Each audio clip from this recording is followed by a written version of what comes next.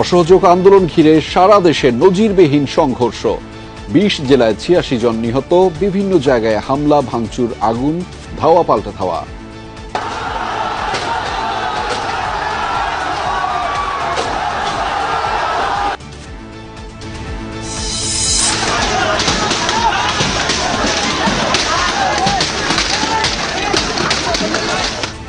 সিরাজগঞ্জে এনায়েতপুর থানায় হামলা, ১৩ পুলিশ সদস্য নিহত।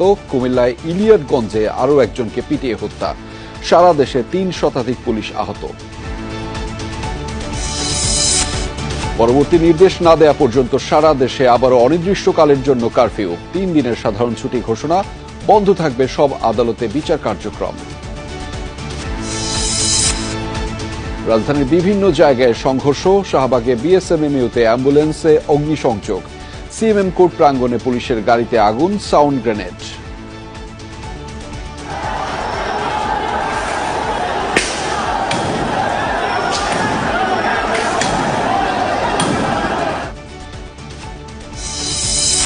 এখন যারা নাশকতা করছে তাদের কেউই ছাত্র নয়, সন্ত্রাসী, বললেন প্রধানমন্ত্রী শেখ হাসিনা।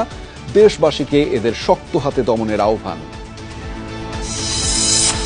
ধৈর্য ধরতে ধরতে শেষ সীমায় আওয়ামী লীগ, বললেন নানক। সরকার পদত্যাগে যত বিলম্ব করবে ততই ক্ষতি হবে দেশ জাতির, মন্তব্য মির্জা ফখরুলের।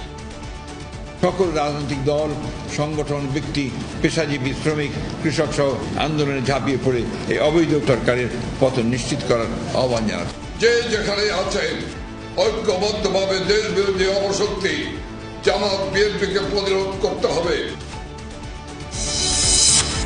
দর্শক, এছাড়াও রাতের বাংলাদেশে থাকছে আন্দোলনকারীদের উপর গুলি না চালানোর রিট হাইকোর্টে খারিজ। পুলিশের গুলি করার প্রয়োজন হলে মানতে হবে আইনি বিধান।